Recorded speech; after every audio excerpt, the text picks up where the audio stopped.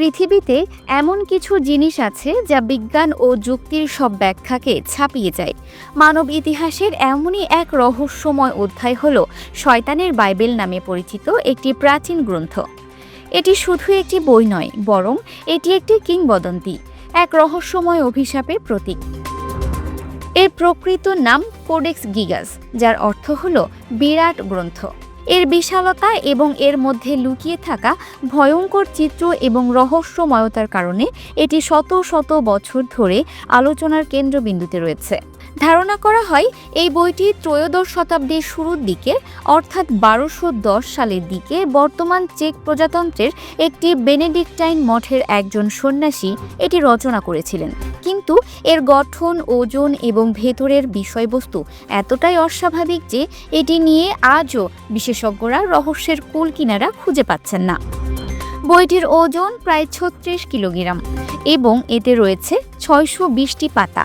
প্রতিটি পাতা তৈরি হয়েছে কমপক্ষে 160টি গাধার চামড়া থেকে। এর বিশাল আকার এবং ওজন এটিকে পৃথিবীর সবচেয়ে ভারী ও বড় পাণ্ডুলিপিগুলোর একটিতে পরিণত করেছে। তবে এর আকার বা ওজন এটিকে রহস্যময় করে তোলেনি, বরং এর ভেতরের বিষয়বস্তু এবং এর সাথে জড়িয়ে থাকা এক ভয়ঙ্কর কিংবদন্তি এটিকে শয়তানের বাইবেল উপাধি দিয়েছে। বইটির বিষয়বস্তু এতটাই বৈচিত্র্যপূর্ণ যে এটি যে কোনো মানুষকে অবাক করে দেবে। এতে রয়েছে বাইবেলের পুরনো এবং নতুন টেস্টমেন্টের পূর্ণাঙ্গ সংস্করণ। শুধু তাই নয়, এর পাশাপাশি এতে রয়েছে মহাবিশ্বের সৃষ্টি, চিকিৎসা বিজ্ঞান, ব্যাকরণ, ইতিহাস, এমনকি ভূত তাড়ানোর মন্ত্র বা এক্সোরসিজম এর মতো বিষয়গুলো। একটি একক গ্রন্থে এত বৈচিত্র্যময় জ্ঞানের সমাবেশ সত্যিই বিরল। কিন্তু এই বইটির সবচেয়ে চাঞ্চল্যকর দিকটি হল এর 577তম পৃষ্ঠায় শয়তানের একটি পূর্ণাঙ্গ বিশাল চিত্র। শয়তানের এই ছবিটি এতটাই বাস্তবসম্মত এবং ভয়ঙ্কর যে এর দিকে তাকিয়ে থাকাটাই এক অদ্ভুত অনুভূতি জাগায়। এ কারণেই বইটি শয়তানের বাইবেল নামে পরিচিতি লাভ করে। বইটির সাথে জড়িয়ে থাকা কিংবদন্তিটি আজও মানুষের মুখে মুখে ফেরে। প্রচলিত গল্প অনুযায়ী একজন সন্ন্যাসী মঠের নিয়ম ভঙ্গ করার কারণে মৃত্যুদণ্ডপ্রাপ্ত হয়েছিলেন। নিজেকে বাঁচানোর জন্য তিনি প্রতিজ্ঞা করেন যে তিনি মাত্র এক রাতের মধ্যে এমন একটি বই লিখবেন যা মানবজাতির সমস্ত জ্ঞানকে ধারণ করবে এবং মঠের খ্যাতি বৃদ্ধি করবে। কিন্তু মধ্যরাতে তিনি বুঝতে পারলেন যে তার পক্ষে এটি সম্পূর্ণ করা অসম্ভব।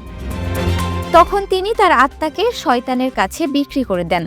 শয়তান তাকে সাহায্য করে এবং বিনিময়ে সন্ন্যাসী শয়তানের একটি ছবি বইয়ের মধ্যে এঁকে দেন। এই কিংবদন্তিটি সত্য কিনা তা নিয়ে বিতর্ক থাকলেও এটি বইটির রহস্যময়তাকে আরও বাড়িয়ে তুলেছে। এই বইটির সবচেয়ে বিস্ময়কর দিকটি হলো এর লিখন শৈলী। ইতিহাসবিদরা হতবাক হয়েছেন, কারণ পুরো বইটি দেখে মনে হয় এটি একজন মাত্র ব্যক্তি লিখেছেন। লেখার ধরন, কালির চাপ এবং প্রতিটি অক্ষরের বিন্যাস এতটাই নিখুঁত যে মনে হয় এটি কোনো ছাপাখানা থেকে এসেছে। বিশেষজ্ঞরা অনুমান করেন যে একজন দক্ষ ক্যালিগ্রাফারের পক্ষে এটি সম্পূর্ণ করতে 20 থেকে 25 বছর সময় লাগত। কিন্তু একজন মানুষ কিভাবে এক জীবনে এই ধরনের একটি নিখুঁত কাজ সম্পন্ন করতে পারে তা আজও এক অমীমাংসিত রহস্য। এই রহস্যই কিংবদন্তিটিকে আরও বিশ্বাসযোগ্য করে তুলেছে। শুধু তাই নয়, এই বইটি নিয়ে একটি অভিশাপের গল্প প্রচলিত আছে। বলা হয়ে থাকে এই বইটি যার কাছেই গিয়েছে তার জীবনে নেমে এসেছে দুর্ভাগ্য, এমনকি মৃত্যুও। উদাহরণস্বরূপ, রোমান সম্রাট রুডলফ II যখন বইটি সংগ্রহ করেন তখন তিনি তার সিংহাসন হারান এবং পরবর্তীতে তার মৃত্যু হয়। সুইডেনের একটি রাজপ্রাসাদে যখন ভয়াবহ অগ্নিকাণ্ড ঘটেছিল তখন শত শত বই পুড়ে ছাই হয়ে গেলেও কোডেক্স গিগাস অক্ষত অবস্থায় উদ্ধার করা হয়েছিল। এই ধরনের ঘটনাগুলো বইটির অলৌকিক ক্ষমতা এবং অভিশাপের গল্পের জন্ম দিয়েছে। এটি মানুষের মনে এক মিশ্র অনুভূতি তৈরি করে, যেখানে ভয় এবং কৌতূহল দুটোই বিদ্যমান। বর্তমানে এই রহস্যময় বইটি সুইডেনের জাতীয় গ্রন্থাগারে সংরক্ষিত আছে।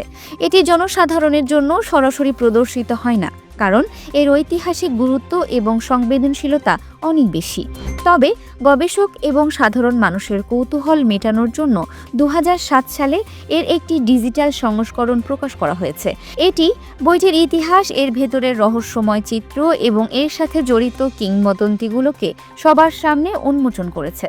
তবে এটি এখনও একটি প্রশ্ন রেখে গেছে, কিভাবে একজন মানুষ এক রাতে এই বিশাল গ্রন্থটি রচনা করলো, আর সত্যিই কি এর পেছনে শয়তানের হাত ছিল? এই প্রশ্নগুলোর উত্তর হয়তো কোনো দিনই জানা যাবে না, কিন্তু শয়তানের বাইবেল মানব ইতিহাসের এক রহস্যময় অধ্যায় হিসেবে চিরকাল টিকে থাকবে।